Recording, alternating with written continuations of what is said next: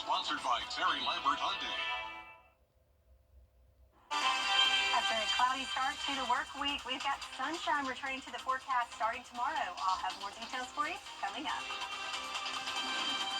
Now on News Channel 6 at 6, the North Augusta Greenway temporarily closed. What's behind that closure as your News at 6 starts now. Live from Television Park, this is WJBF News Channel 6 at 6.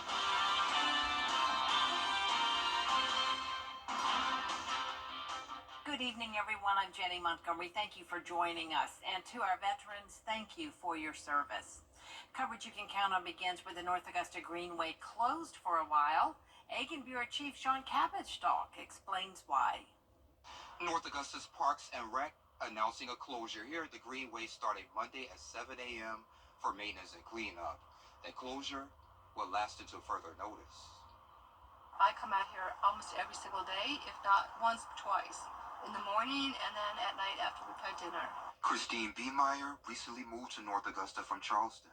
The Greenway's beauty drew her to the area when house hunting. We spent the day here. We were looking for houses, and we spent the day here at the Greenway at the park, and I mean, we just fell in love with it. It's beautiful here. After Hurricane Helene, there's still damage. Trees down, mud on paths, and closed signs are up. The whole Greenway is closed, including the Riverside Roundabout to the soccer complex and Riverfront Loop. I was looking forward to coming on the Greenway. We, in her backyard where we were trying to come by, it had big yellow tape, and Christy's like, it's closed. So we went to the amphitheater, and I'm like, oh, it's open down there, so let's go. Georgina Knox says walking is her daily routine. She's grateful for it and focuses on the positive despite the challenges. I don't pay much attention to things like that anymore because I have dementia, as I said, and I forget things. And I make myself, when I take my walk, just be grateful for all the good things in my life. And if bad things come up, I just push them aside. North Augusta city leaders will post updates on social media when the Greenway reopens. In North Augusta, I'm Aiken Bureau Chief Sean Cabbage-Stalk, WJBF News Channel 6. Meteorologist Sherry Shealy joins us now for our first check of the weather. Sherry? Thank you, Jenny. So, yes, it's been cloudy for the last couple of days, but good news, we're starting to see those clouds clear out. And replacing that, we can look at our satellite and radar. We have a cold front that's on the way. And as that cold front comes through, not only will it replace our current situation with drier air, but also cooler air as well. So if we look at our Terry Lambert Hyundai Sky View cam here at Aiken, how about a gorgeous shot there? So still a little bit of cloud cover, but enough break in the clouds that you can see that sunset shot with those dark moody colors there. So current winds pretty calm overall. Looks like top wind speeds anywhere from 3 to 6 miles per hour, including there in Aiken. Temperature-wise, most of us in the 60s now. 67 in Augusta, 65 in Aiken, but still a little warm in the 70s there in Sandersville, Louisville, and Wrightsville at 71 degrees, and also in McCormick there. So for the next few hours, as those clouds continue to clear out and the winds calm down, we'll notice those temperatures dropping. So we'll be in the 60s everywhere by 8, 9 o'clock, and then in our overnight hours, we will drop even further with overnight lows predicted to be in the 50s. So quite the cool down starting tonight with even cooler temperatures on the way. I'll have more details for you coming up in your full forecast. Jenny? All right, Sherry, we do appreciate it. Thank you. One veteran-based nonprofit is helping our community clean up after Hurricane Helene. Hannah Latier is live now in Hephzibah at the home of a 90-year-old veteran. She's got the details. Hannah? That's right, Jenny. Team Rubicon has had boots on the ground in the Augusta area since shortly after the storm hit. And today it helped out one veteran who needed it greatly. While Edward Skinner was at a doctor's appointment, his daughter organized Team Rubicon to remove fallen trees from his property. Veterans in the organization say doing this work on a day like today meant to honor heroes like Skinner makes it that much more special. And for Skinner's daughter, Tina, it means the world that people are giving back to her dad, who served more than 20 years in the Army. It's a little bit beyond words. It kind of shakes me up because it's people helping people, sticking together, military looking out for military. You know, it's very important, and we're very thankful and blessed that they're taking the time to come and help us. And Team Rubicon is supposed to be in Augusta for a couple more weeks. If you need help with debris or you want to join the cause, you can visit its website or WJBF.com. Live in Hepzibah, Hannah Latier, WJBF News Channel 6. All right, Hannah, thank you for that report. The city of Augusta honored veterans near and far this Veterans Day during a parade this morning. Bria Smith was there. She joins us now with more.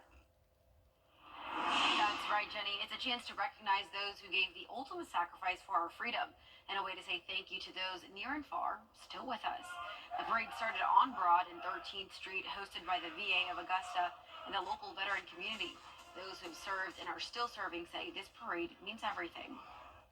It's a show of pride and respect for everyone that has served and is able to come back. For me, it's really to show thanks for the veterans that weren't able to come back. They gave the ultimate sacrifice, their lives.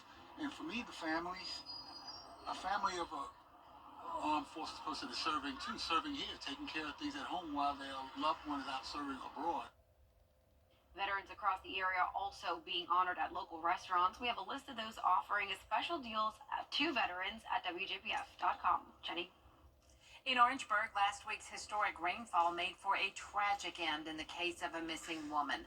Authorities say 66-year-old Valerie Goff died when the vehicle she was driving was swept away by floodwaters.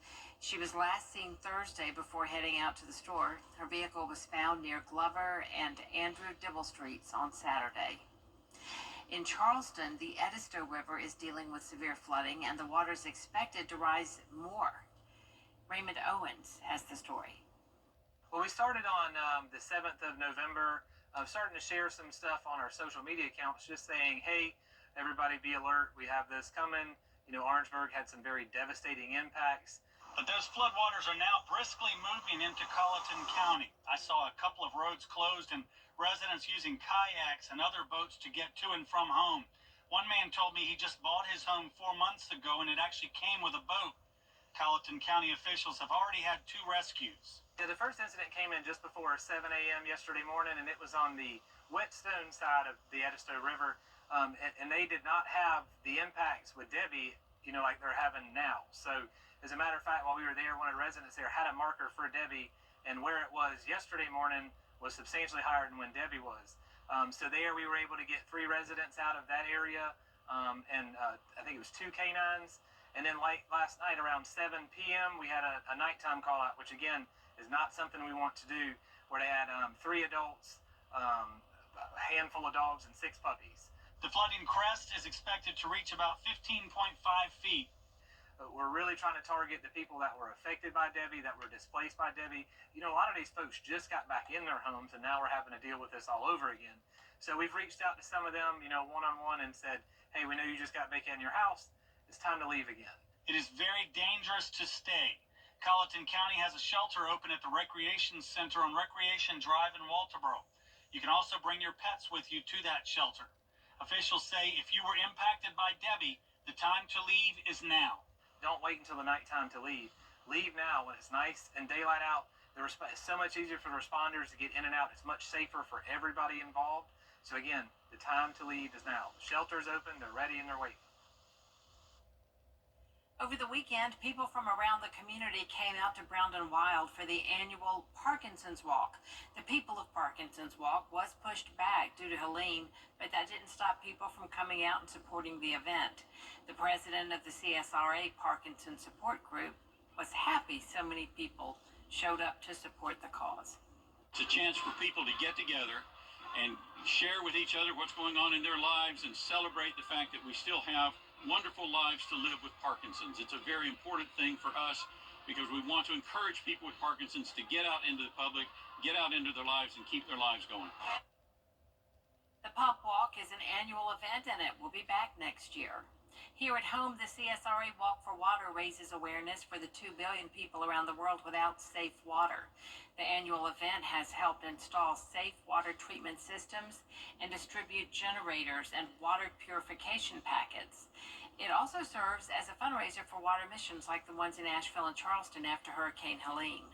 The beautiful thing about Walk for Water events is that it gives communities an opportunity to step into the shoes of their global neighbors and carry buckets for the 3-mile round, which symbolizes the average distance that millions of women and children make every single day. Every $50 raised provides clean water to one person for a year. Coming up, President-elect Donald Trump facing legal challenge. The SRA Walk for Water raises awareness for the 2 billion people around the world without safe water. The annual event has helped to install safe water treatment systems and distribute generators and water purification packets. It also serves as a fundraiser for water missions like the ones in Asheville and Charleston after Hurricane Helene. The beautiful thing about Walk for Water events is that it gives communities an opportunity to step into the shoes of their global neighbors and carry buckets for the 3-mile round, which symbolizes the average distance that millions of women and children make every single day. Every $50 raised provides clean water to one person for a year. Sherry joins us now for a check of the weather. Yes, so it was a cloudy start to the work week, but we will see clearing overnight tonight and sunshine returning for Tuesday. Plus a big cool down coming up. I'll have all the details for you coming up in your full forecast. Ready to develop more than a career? Weather headlines on News Channel 6, brought to you by Hickson Roofing. Weather headlines on News Channel 6, brought to you by Hickson Roofing. Now, your most accurate forecast with WJBF Live 5/6. So only appropriate that we have a shot of the stars and stripes here on this Veterans Day. I want to give a quick shout out to our veterans and thank you so much for all your service and sacrifice to make this country so great. So looking at our Terry Lambert Hyundai Skyview cam, we have a shot there in Blue Ridge, Georgia, where the skies are starting to clear out there for us, and our temperatures are going to gradually start dropping as those clear skies continue to clear out as well. 67 degrees here in Augusta. Some other spots across the CSRA. How about Thompson and Evans? It's 65 degrees, but still a little warmer there in Louisville and Millen in the 70s respectively. So 69 degrees in Wrightsville, and Saluda and Lincolnton, you're at 68 degrees. So we have our official readings for today. We hit a high temperature of 71 degrees, which is right on the bullseye for average for this time of year. But check out low temperatures in the 60s. So not a huge difference between our low temperature and our high temperature for today. And then for rain, we did pick up just under 3/4 of an inch here in Augusta. So a pretty soggy, dreary into the weekend and start to the work week. But the good news is we will dry out for Tuesday and Wednesday, and then another weather maker moves through late Wednesday into Thursday, bringing us a chance for a few showers on Thursday. But for the next 48 hours, our main focus is going to be on this cold front as it pushes through late this evening and into the overnight hours. Notice as it goes through, we'll have a drier air mass build in, so that means that the clouds will clear out, giving us clear skies for Tuesday. So plenty of opportunity to soak up the sunshine for Tuesday, and the clear skies will continue into Wednesday as well. But then high pressure does settle in, but then we have that next weather maker starting to make its way across the country, and late Wednesday into Thursday, that's when we'll see that next chance of rain. But for tonight, low temperature is a little on the chilly side compared to the overnight low of 60 from today. So tonight, looking at low 50s for us. And then tomorrow we'll have high temperatures in the 70s with lots of sunshine to soak up. But then notice the falling temperatures. So we're right at average, and then we will fall below average with high temps only in the 60s later this week. And to complement that, low temperatures right at average in the 40s. So yes, it's average, but a big cool down compared to what we've had here lately. So your 10-day forecast, back to sunshine for your Tuesday with high temperatures in the 70s, and then we kick off the cooler temperatures starting tomorrow night in the 40s with high temperatures in the 60s as well. So getting ready to feel more like fall finally. And congratulations to today's umbrella winner, Mamie Thomas from Bamberg. Congratulations, and you can come to Television Park to claim your prize. All right. Thank you very much, Sherry. Coming up, the Georgia Bulldogs looking to bounce back from their loss against Ole Miss. A preview of what to expect in this week's contest against Tennessee.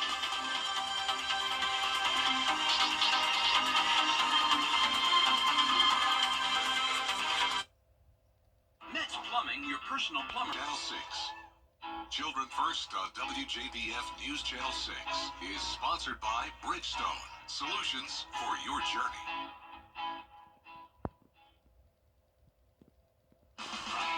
Now, WJBF sports coverage you can count on. The Georgia Bulldogs lost to the Ole Miss Rebels, put them out of the top 10. Now the 11th ranked Bulldogs are turning the page to the Tennessee Volunteers. Georgia currently owns a 28-23 edge in the all-time series against Tennessee. However, Georgia is currently 7-1 against UT under head coach Kirby Smart. The team finally returns to Dooley Field for the first time since October 12th. They're hoping home field advantage can certainly play a factor for them as they're riding a school record 28 wins in a row dating back to 2019. And under head coach Smart, Georgia also hasn't lost back-to-back games since 2016. And to add on to all of that, ESPN College Game Day and SEC Nation will also be in Athens to showcase the matchup. As you sit down and watch games, you start to realize how good this team is and how well they've played. So they've got a tremendous football team, and we've got a tremendous football team. It's going to be a great opportunity for these two to go play and square off in what's a pivotal matchup. I mean, it's going to be a great matchup at night.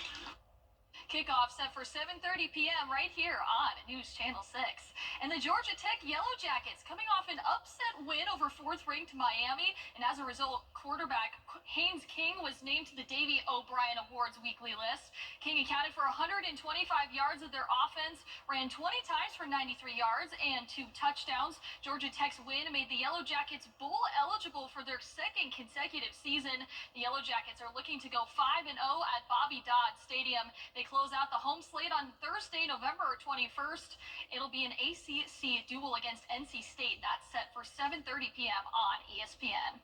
And over to high school, North Augusta High School basketball player Duron Dunbar officially signed to play at Augusta University, and it was a special day for his friends and family as they gathered to watch him sign his commitment letter. His parents and coaches shared memories of Duron's basketball career and wished him the very best in his next step with Augusta University. Head coach Tony Harrell also coached Duron's dad back in the 90s and felt that this was an extra special moment not only for Duron, but also for the North Augusta community. First and foremost, it's a tremendous accomplishment for this young man. It's also a tremendous accomplishment for our basketball program. I'm most proudest of the maturity that he's shown in the last year, becoming a leader for our basketball program. I'm going to get to a bunch of games. I'm so thankful for the opportunity to continue to watch him grow as a player, and I know that his best days are still ahead of him. It was very fun. I enjoyed all my family members being here, watching me sign. I enjoyed it, and I'm thankful for that. The thing I'm looking for the most is spending time with my teammates, learning more about them, and getting to play basketball with them. Duron is gearing up for his senior season with the Yellow Jackets, which will tip off in just a few weeks there. But a huge congrats to Duron Dunbar and his entire family. Now, speaking of Augusta University, the men's basketball team, they're seeking their first win on the season. The Jaguars are looking to bounce back from their 87-86 loss to Barton College. They'll travel to Statesboro to take on Georgia Southern in an exhibition, and we'll have those highlights and postgame coming up at 11. All right, Gianna, thanks so much. Thank you. We'll be right back. Are you frustrated because in lots of places customer service has just disappeared? Not at Tile Center. Not where you need it the most. Here you will find all of us eager to help you find just the right tile or stone, so you can relax, knowing your project is in expert hands. Come see why for yourself at any of our locations at Tile Center or online at tilecenter.com. Your tile and stone experts. Dirt Trucks and Kia.com. Christina here at Jimmy's Home Furnishings, and we're so excited. The holiday season is here. We all love to spend quality time relaxing at home with our family during the holidays. And with Jimmy's Black Friday specials going on now, you don't have to wait. Come in today and save on items for every room in your home, like this Italian leather sofa set or this 10-piece dining set. Let Jimmy's help you get your home ready for the holidays. Jimmy's Home Furnishings, where it feels like home. WJBF News Channel 6 wants you to join our team. We're looking for talented applicants in a variety of fields. To see a current list of job openings, visit WJBF.com/work-for-6. Join our team today. The CSRA's favorite news app is now even better with easier access to local news, weather, and streaming video. Download the News Channel 6 mobile app. Get ready for a terrific Tuesday as we are back to sunshine with temps in the 70s. And get ready for a big cool down as the week ahead. We have high temperatures in the 60s and overnight lows in the 40s. Yeah, so big cool down indeed. Big cool down, bundle up. Beyonce fans have a chance to dig a little deeper into the singer's catalog and life story, but you'll have to get enrolled at Yale first. The university will be offering a Beyonce class this spring. The professor says the course will examine her artistic work from 2013 to 2024. It's a lens to study Black history, intellectual thought, and performance. Cool. Very cool. Yeah, I have a friend who loves Beyonce. Very big fan. I'm also a fan, but yeah, that's really neat. They've done the same with Taylor Swift. Mm-hmm. Yeah. That's right. All Yeah. you gotta do is get into Yale. Yeah. It's easy. Oh my goodness. Well, that's our report for now, everybody. We do thank you so much for watching. News Channel 6 continues at 7 o'clock right after World News Tonight. And then we'll see you again for News Channel 6 at 11. And as we wrap up this Veterans Day, thank you to our veterans for your service. Have a good evening.